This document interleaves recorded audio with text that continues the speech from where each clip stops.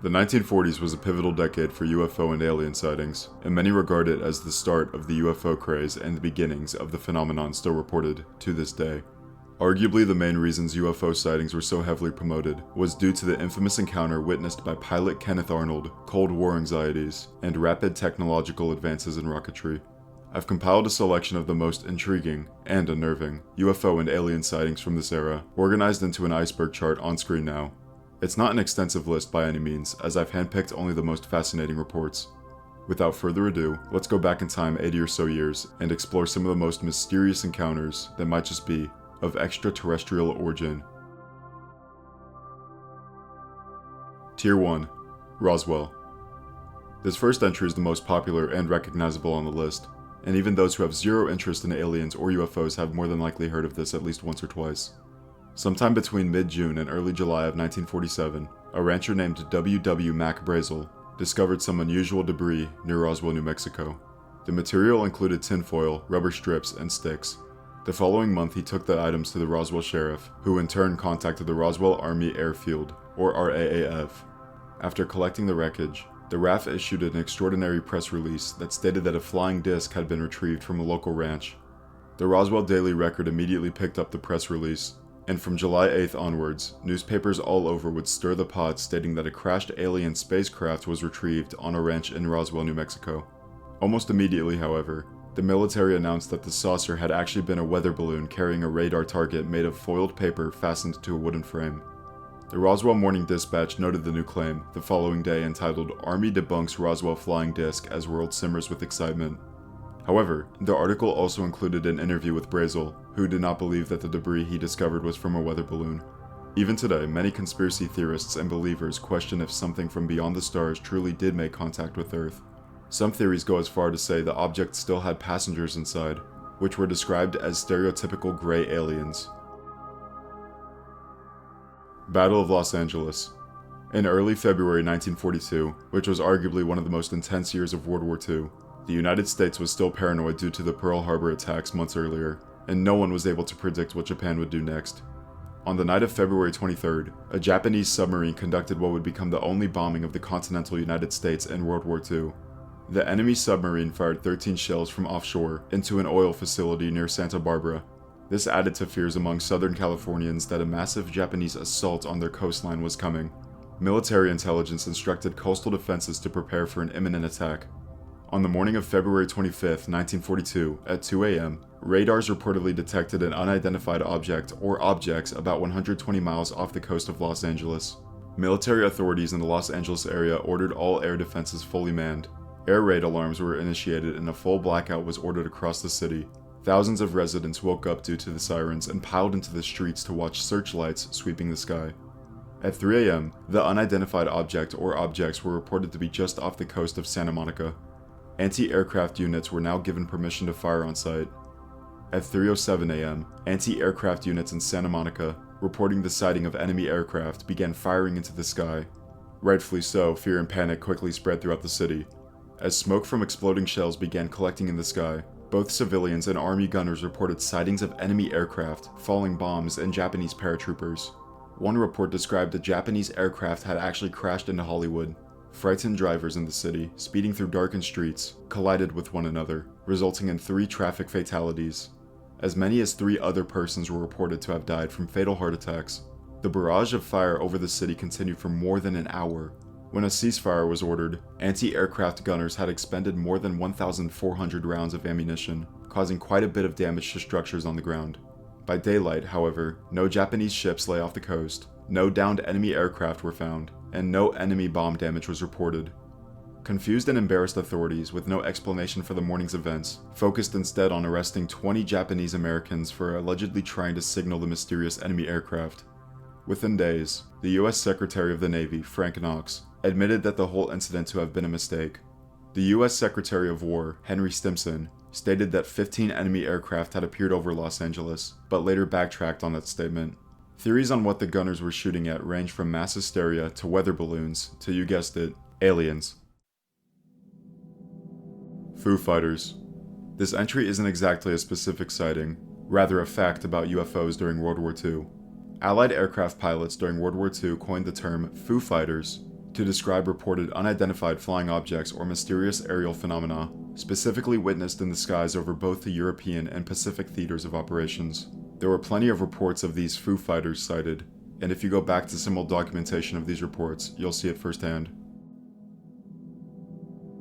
Gorman dogfight. On the evening of October 1st in 1948, Lieutenant Gorman was returning from a cross-country flight with his squadron of the North Dakota Air National Guard. When the pilots got to Hector Airport in Fargo, Gorman decided to log some night flying time, so he stayed up and circled his F-51 around the city. As he was preparing to land, the control tower advised him that a Piper Cub was in the air with him. Gorman saw the Piper Cub 500 feet below, but then what appeared to be the taillight of another plane flashed by on the right. The tower insisted that there weren't any other planes in the sky, so Gorman told them that he wanted to investigate and took off after the moving light. He closed to within about 1,000 yards to take a good look, later stating, "It was about 6 to 8 inches in diameter, clear white, and completely round without fuzz at the edges. It made no sound and left no exhaust trail, and the object was blinking on and off." As he approached, however, the light suddenly became steady and pulled into a sharp left bank. He originally thought it was making a pass at the tower. He dove after it and brought his manifold pressure up to 60 inches, but was unable to catch up with the thing. It started gaining altitude and again made a left bank, so he put his F-51 into a sharp turn and tried to cut the light off in its turn. By then they were at about 7,000 feet. Suddenly it made a sharp right turn and they headed straight at each other. Just when they were about to collide, he went into a dive out of fear, and the light passed over his canopy at about 500 feet. Gorman said he cut sharply toward the light, which was once more coming at him.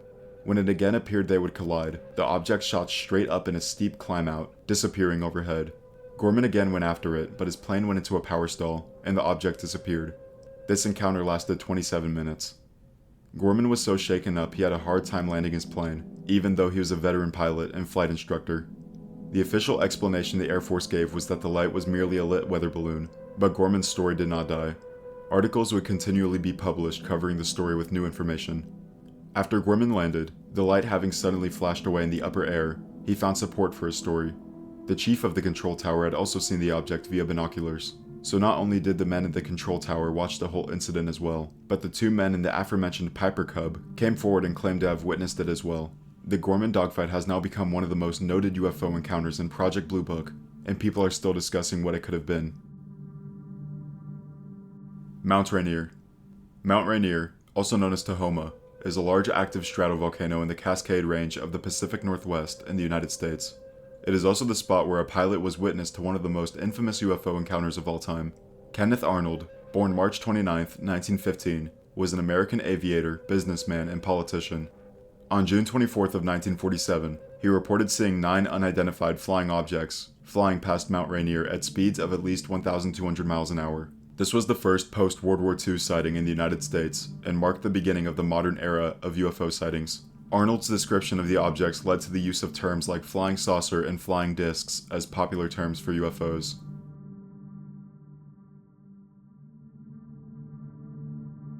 Tier 2. Ghost rockets. Ghost rockets were mysterious rocket or missile-shaped objects seen across Scandinavia, mainly Sweden, from May to December 1946, peaking on August 9th and the 11th of that year. Around 2,000 sightings were reported, 200 tracked on radar, and fragments were allegedly recovered by military forces. Most of the objects were fast, silent, and left no exhaust trails. Some flew slowly, some in formations, or even crashed into lakes, only to vanish without a trace. Theories initially blamed Soviet missile tests using captured German V-weapons, but this was soon dismissed.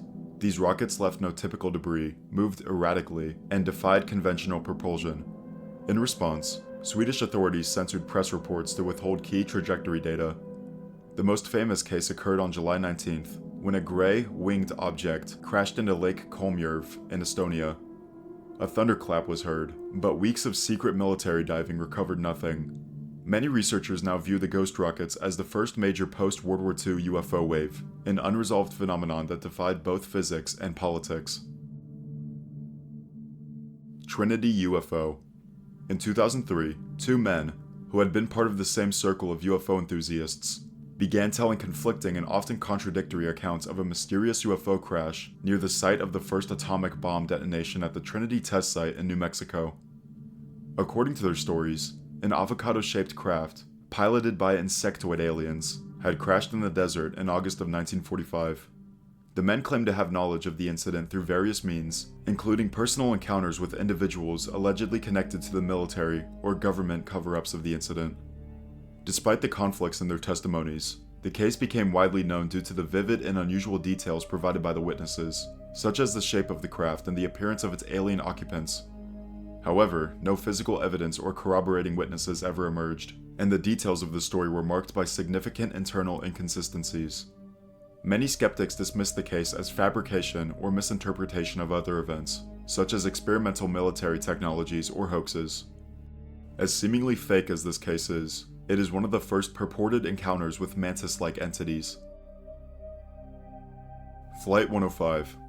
On July 4, 1947, 3 crew members aboard United Airlines Flight 105 reported seeing multiple unidentified flying objects while flying over the Pacific Northwest.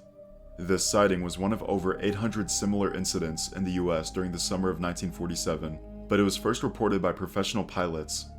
The US military later dismissed the sighting, attributing the objects to ordinary aircraft, balloons, birds, or mere illusions. But here's the full story. At 9:04 p.m., Flight 105, a Douglas DC-3, took off from Boise, Idaho, headed for Pendleton, Oregon. As the plane departed, the Boise Tower jokingly warned the crew to be on the lookout for flying saucers, which makes sense because the Kenneth Arnold incident occurred just 2 weeks prior.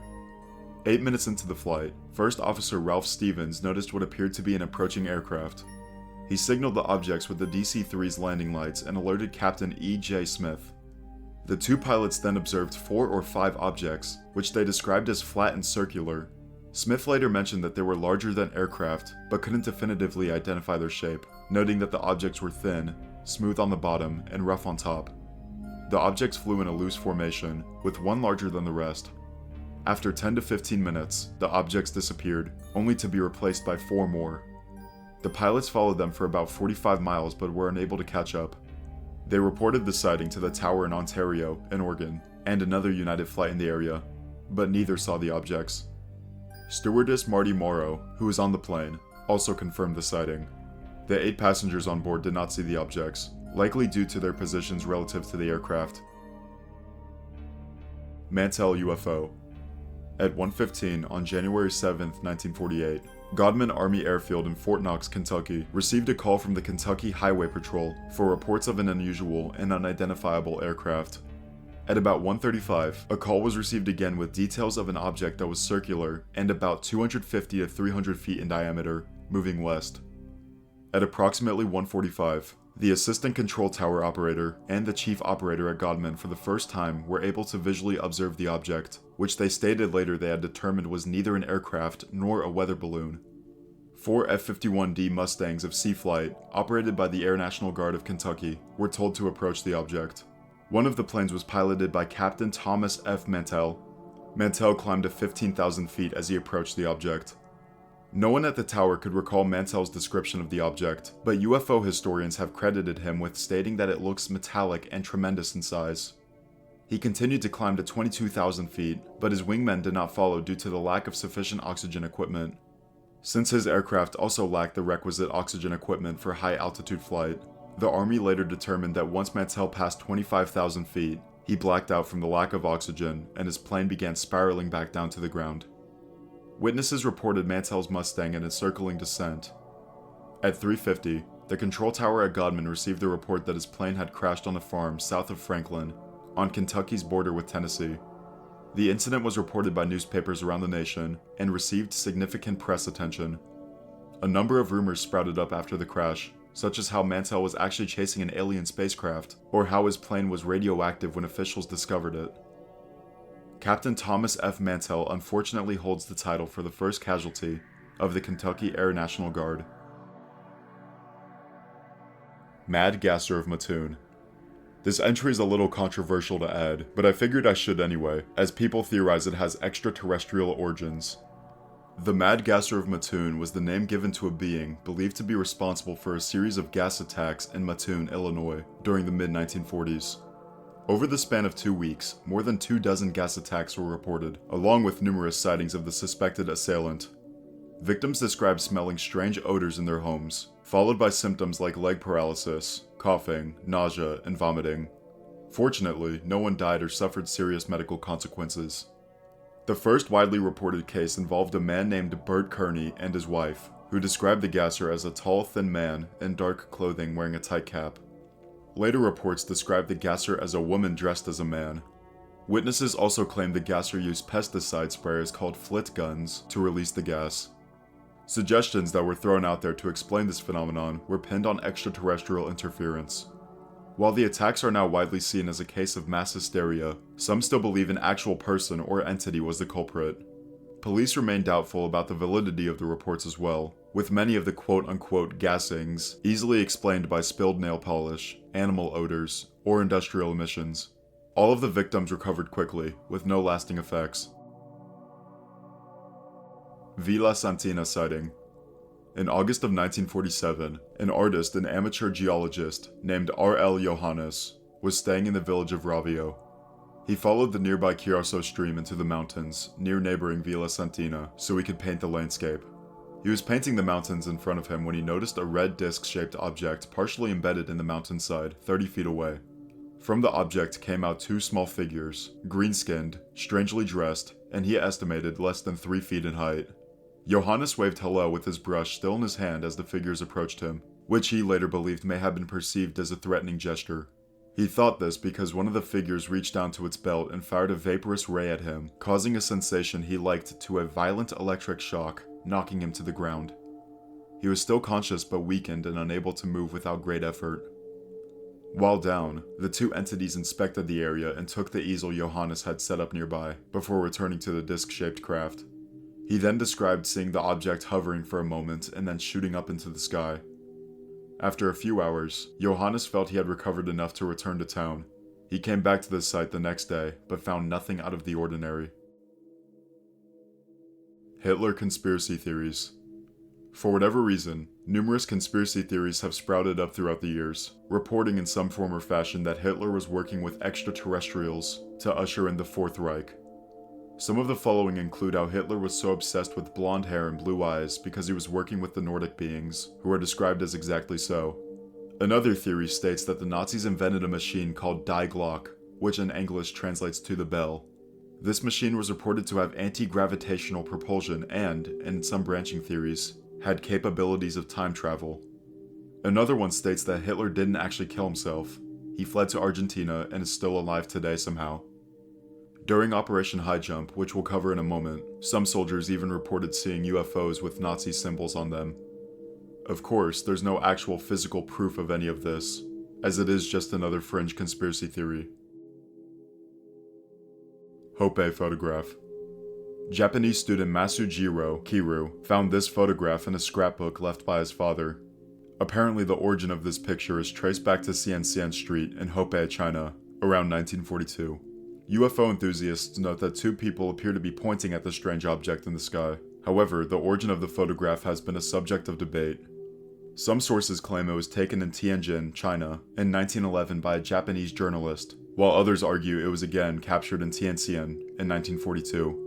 Adding to the mystery, a 1982 book by Chinese ufologist Shi Bo describes an incident in which an American was stationed in northern China in 1942 and photographed a silent black hat object, believed by some to be the same event. Operation High Jump. Operation High Jump was a large-scale U.S. Navy expedition to Antarctica launched in 1946 and led by Admiral Richard Byrd. It involved approximately 4,700 personnel, 13 ships, and 25 aircraft. The mission's official objectives included training military personnel, testing equipment in extreme conditions, conducting aerial mapping, and evaluating sites for future research bases. Originally planned to last 6 to 8 months, the operation was unexpectedly cut short just after 8 weeks. This sudden end has fueled speculation and conspiracy theories ever since. One theory stems from a 1947 interview in which Admiral Byrd reportedly stated that the US should prepare for the possibility of aircraft capable of flying from pole to pole at incredible speeds.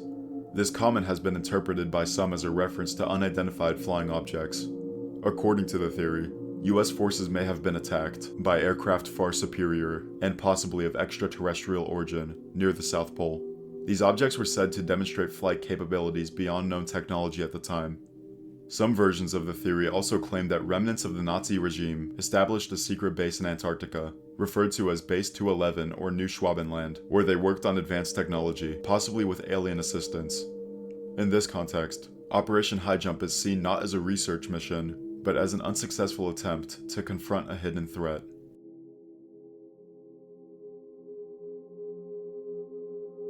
Tier 3. Stephen Brickner. According to Sergeant Stephen Brickner of the U.S. Marine Corps, he witnessed at least 150 unidentified crafts arranged in a giant rectangular formation flying over the Solomon Islands in 1942. According to his account, the formation of UFOs was arranged in a 10 by 15 shape.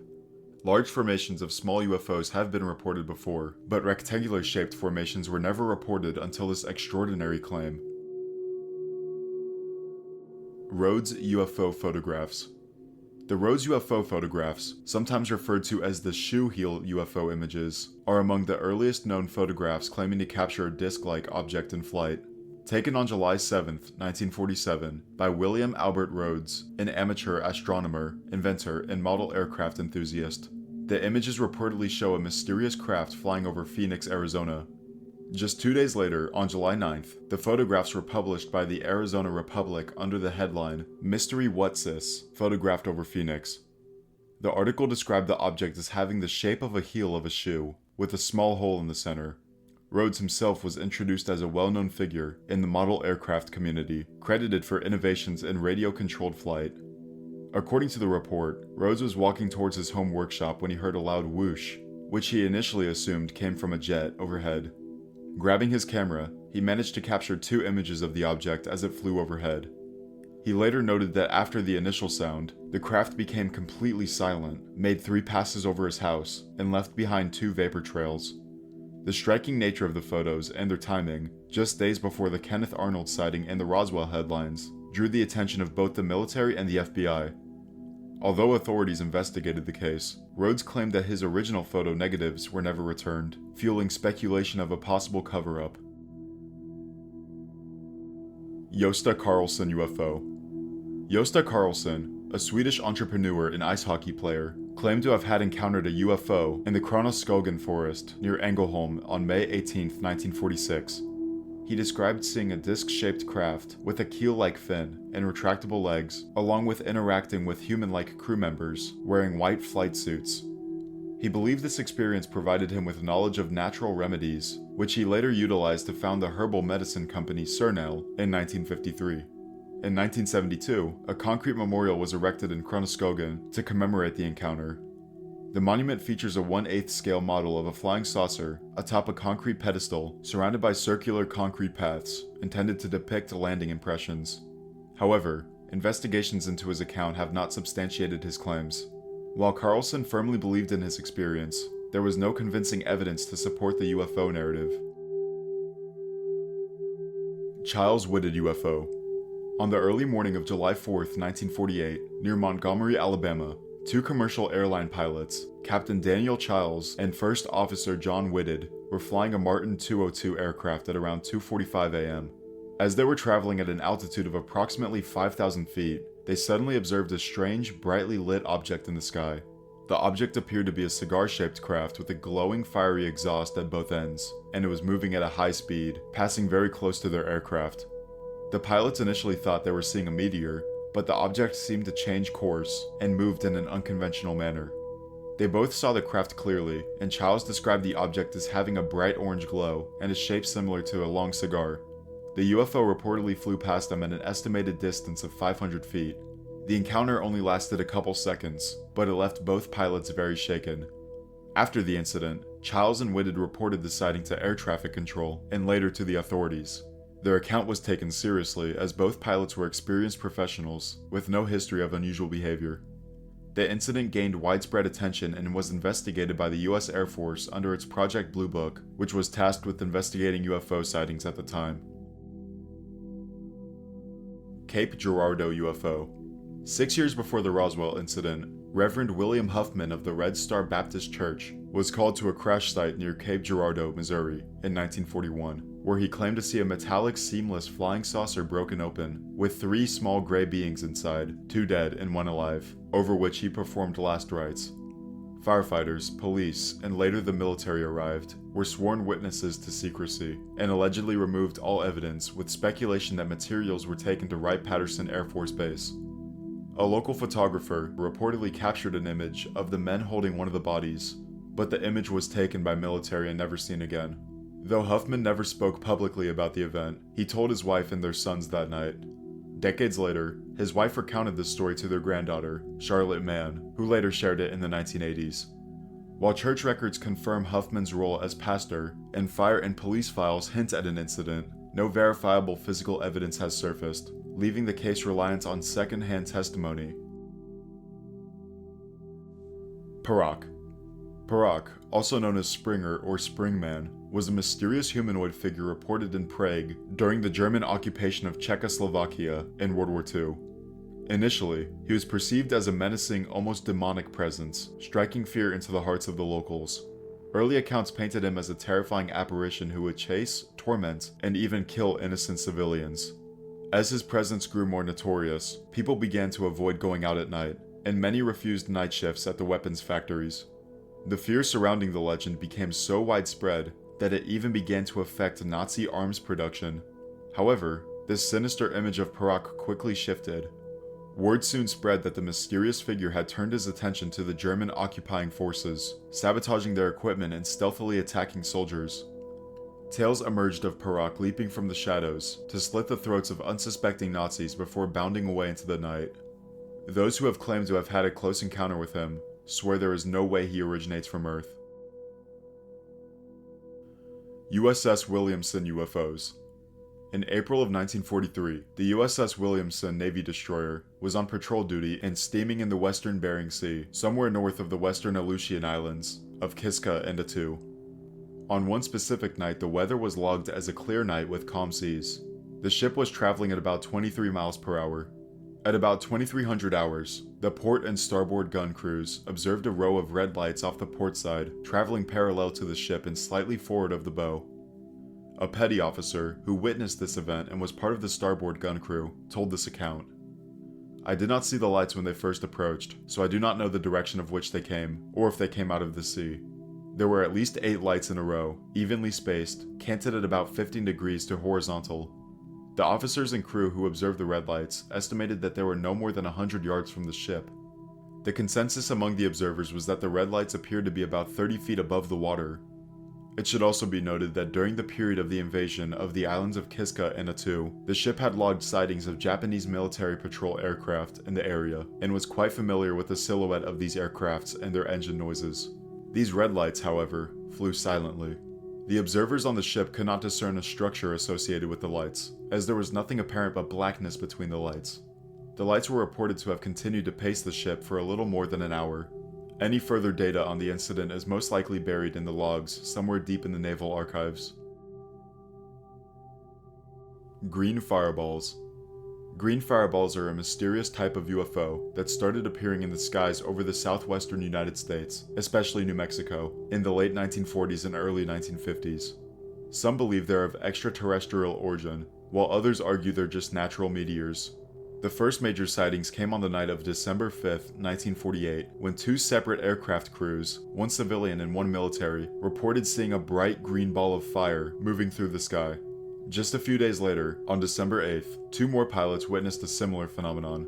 Renowned astronomer Lincoln La Paz, who worked with the US military, later wrote that these objects didn't behave like normal meteors. By January 1949, Army intelligence speculated they might be the result of radiological warfare, originating from a foreign power, given how often they were seen near sensitive military sites. These green fireball sightings haven't disappeared either, being reported to this day.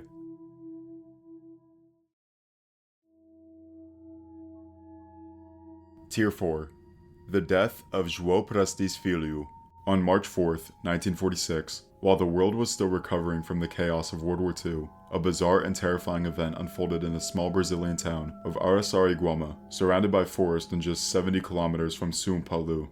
Nearly every resident in the Brazilian town packed up a few days' worth of food and drink and headed south to the nearest big city to celebrate the carnival season. One resident who opted not to join the fun at this festival was a 44-year-old farmer named João Prestes Filho. When Joel's family and the community left for the festival, he and his best friend packed up his horse and cart and they traveled across the dirt roads through the woods to the nearby Tiete River, where they spent the day fishing for catfish. To avoid any predators in the forest, they left as the sun began to set. After packing up their horse-drawn cart, Joel dropped his friend off at his home and continued on alone towards his own house. By the time Joel arrived, the sun had long since set. Araçariguama had no electricity, and the village was cloaked in a deep pitch-black night. Along with this, most of the community was off at the carnival, so the town was almost entirely dead. His house was empty, as expected, but when he went to enter his home, he realized his wife had forgotten to leave a spare key for him. Tired and hungry, Joel searched for a way in. Eventually, he spotted an open window and managed to climb inside. As soon as he climbed inside his house, something changed. He felt a strange presence, as if he were being watched. Turning to look outside the window, he was suddenly struck by a searing beam of bright, burning light. He instinctively raised his hands to shield his face. The pain was immediate and intense. Though the blast only lasted seconds, its effects were catastrophic. Staggering in agony, Joel managed to wrap himself in a blanket and left his home barefoot, running over 2 kilometers across the rocky, pitch-dark road toward his sister Maria's house. Along the way, he was cut and bloodied from the jagged stones underfoot. When he arrived, he was trembling and crying, shouting to his sister and her family, "The light, the light," before collapsing onto a bed. His condition was horrific. His skin appeared to be scorched from the waist up, with red, blistered flesh peeling away from the bone. His hands were twisted and burned, yet his hair and clothing remained untouched. Joel's nephew later recalled that his father refused to let him see his uncle that night. His injuries were simply too gruesome for young eyes. The police were called immediately, and local police chief Joel Malaquias arrived on scene. Upon seeing the man's condition, he was stunned. The man's skin was described as looking like meat that had been boiled for a long time. Joel was conscious, but struggled to speak, possibly due to damage to his tongue. Still, he managed to tell Malaquias, and I quote, "My attacker was not of this world." Due to the poor condition of the roads at the time, especially at night, Joel was rushed to the nearby Santana de Parnaíba hospital instead of the larger Sumpalu facilities. By the time he was admitted, his body was failing. He was described as decomposing alive, with flesh falling from his limbs, exposing white bone and tendons. The burns only affected his skin, without any evidence of damage to his internal organs, hair, or clothing. The doctors were baffled. Tests found no chemical burns, no alcohol in his system, and no signs of accelerants or fire damage to anything he wore. The burns were concentrated on exposed areas, face, neck, hands, and lower limbs, while areas covered by clothing were untouched. There was no smell of burning, and no explanation for what could have caused such rapid degeneration. Joel's final moments were excruciating. When he could no longer speak, after the flesh around his jaw deteriorated, he managed to signal his family for a glass of water, his last request. At 10 p.m. that night, Joel Prestes Filho died. The official cause of death was first listed as burns, but later updated to cardiac failure and generalized burns. 468th Bomb Group. Captain Alva M. Rada was an airplane commander and was based out of West Bengal in the 468th Bomb Group, 792nd Squadron of the XX Bomb Command. On August 10th in 1944, he was on a bombing mission to Sumatra, Indonesia, and he and his gunner reported seeing, in their own words, a spherical object probably 5 or 6 feet in diameter, of a very bright and intense red or orange color. It also seemed to have a halo effect. The object followed them for about 8 minutes while the pilot attempted evasive maneuvers at a 500-yard distance. The object then flew up and away at a 90-degree angle, accelerating rapidly. Alien killed by coal shovel. In 1940, in Gateshead, England, 5-year-old Robert Hall was playing with his friends near the red brick Tyneside terraces, not far from the train tracks. Earlier that day, he had seen something strange in the sky, and when he grew tired of playing, he returned home, which was nearby. Robert, a now retired window cleaner, recalls encountering an aircraft unlike anything he'd ever seen before, an egg-shaped thing, surrounded by bright light. It was then that he noticed unusual creatures standing in the back lane. 3 of the creatures resembled humans, standing between 2 and 4 feet tall. One looked like Bigfoot, while another had long flowing hair, a coat covering a skeletal body, and bat wings. Robert described how other children were terrified and trying to cross the railway, but they were being cut by barbed wire and screaming. While this story may sound like a low-budget sci-fi film, the now 76-year-old Robert Hall had been sharing the same account throughout his life. He recalls the creature speaking perfect English without an accent, asking if they could examine him. He told them it was the 1940s and they were at war with Germany. They extracted blood from the back of his neck and applied some jelly while he kept his eyes shut, trembling with fear. After what felt like 20 terrifying minutes, Robert was allowed to leave. His parents and the soldiers at the time dismissed it as a joke. The following day, 2 men in black suits visited Robert's house and warned him that if he spoke about the encounter, he would disappear. However, things took a darker turn just a few days after, when a gray alien tried to abduct Robert. He was on me in a couple of seconds, he recalls. His uncle Ernie, witnessing the event, used a coal shovel to hit the alien's head. The alien's body was allegedly placed in a coal sack, and Robert was sent to go find a police officer. Robert claims the army took the alien's body to a church. Following this incident, strange triangular marks appeared on his left cheek, remaining until he was about 12 or 13, after which they disappeared. Robert, who now has 4 children and 3 grandchildren, remains sincere about the events that occurred so many decades ago. He has consistently stuck to his story since childhood, despite being ridiculed. "I got teased for years," he says. "At school the teacher would say, 'There's the boy who believes in little green men.' They weren't bloody green, they were gray. I'll take it to my grave." Jutland robots.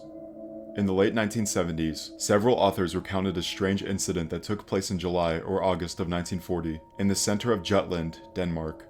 One afternoon, a 15-year-old boy was tending to cows at the feeding trough when he suddenly spotted 3 unusual figures moving in the northeast direction. The beings were dressed in dark green, one-piece suits that covered their entire bodies, leaving only their faces, which were concealed behind a glass plate. From their shoulders to their feet, they had 2 thick bumps or pipes, each about 10 centimeters in diameter. The figures were of normal height, but moved with a peculiar, robotic-like arm swing, according to the boy's description. The beings were about 30 meters away when they suddenly turned and headed south, disappearing behind a hill. Curious, the boy hurried to the spot and saw a shiny hemispherical object resting on the ground, with the 3 figures nearby. Despite seeing no visible doors on the object, he quickly realized that the beings had vanished. The object then emitted a high-pitched whistling sound, similar to a metal axis spinning rapidly, before slowly rising. After about 7 seconds, it took off towards the southeast, and quickly disappeared from view. Flagstaff Incident. A Coast Guardsman named Mike Pasula was driving with his friend Fred Cooper through the mountains west of Flagstaff in January of 1946. It was cold, the road was very slippery, and there was a fog that his headlights couldn't penetrate past 3 yards. Nevertheless, he found that he was driving very fast. From then until 10 the next morning, he couldn't remember anything except for the fact that he found himself apparently hanging in the air 1,000 feet above and 1,000 feet behind the car, watching himself drive almost in a third-person perspective. He somehow came back into the car, and seemingly nothing else weird happened. 32 years later, in June 1977, he was hypnotized by Dr. James Harder and remembered that the car had stopped in front of a sombrero-shaped craft that covered the whole road. Under the craft were 2 mechanical eyes that looked like diamonds. 3 creatures emerged and then glided toward the car, their bodies leaning forward at a 45-degree angle. The next thing he remembered was the car being put back on the highway, and himself being put down the next morning. Aliens are Jesus followers too. The following story was documented in official archives from the Center of UFO Studies, and took place sometime in July 1942 in Finland. A young girl walking home from the cow pasture met a woman appearing 40 to 50 years old, tall with short dark hair, wearing dark blue clothing, who seemed friendly and kind. The girl accompanied the woman along the road. Soon, they came up with 2 men, dragging with them a boy whom the girl recognized as being from a neighboring farm. The men, who appeared to be 30 to 35 years old, were tall and slim, with short light brown hair, wearing light blue shirts and green pants. The boy was afraid and did not want to go with the men. They came to an open place where there was a strange ship standing on 3 legs. It was aluminum colored, 2 meters high and 7 meters wide. The legs were 3 feet long. The men took the boy in, and the girl then heard the woman ask telepathically if she was willing to enter the ship. She stepped in and found herself in a round room containing a 6-foot-high control console and 5 men sitting at a table. The girl could see out through the windows, though no windows had been visible from the outside of the ship. There were also rubber-like carpets on a metal floor. The woman asked the girl to push a button on the console, to which she did so, and within a few seconds the ship rose upward. The woman told her that they were now flying towards the time when Jesus was born. She said that it is very important to learn to know Jesus, and that the soul lives forever. She added that it is possible to travel back and forth in time as well. The girl had the impression that the woman was the captain of the ship. The girl then found herself about 500 yards away from the place where she entered the ship, not knowing how she got there. She felt ill and vomited. She was ill thereafter for a month, with no appetite and red and swollen eyes. She had to spend a month in the hospital to recover. The boy also returned home, but was permanently affected by the experience. Supposedly, 4 years later, he had to enter a mental hospital. Alien Nazi prisoner. Sometime in April 1945, an unnamed 26-year-old witness was a prisoner at a Nazi death camp in Bergen-Belsen, Germany. His job consisted of burying the countless dead bodies. One day, as he was removing dead bodies from a pile, he discovered a peculiar body with a strange luminescent glow around it. He pulled the body to one side so he could take a better look. The body was about 7 feet tall, his skin was a dark tan color, and he had short, cropped red hair. His ears were pointed upwards, and the upper halves were covered by hair. His eyes were big, round, and yellow, with no whites and no visible pupils. His body tissue was firm, and he had ridge-like teeth. The being's body was also warmer than the rest of the others. The being was apparently dead, and his clothes were covered with something resembling green paint. Making sure no one was watching, he pulled off the pants and discovered 2 holes that looked like bullet wounds, one on the thigh and the other in the abdomen.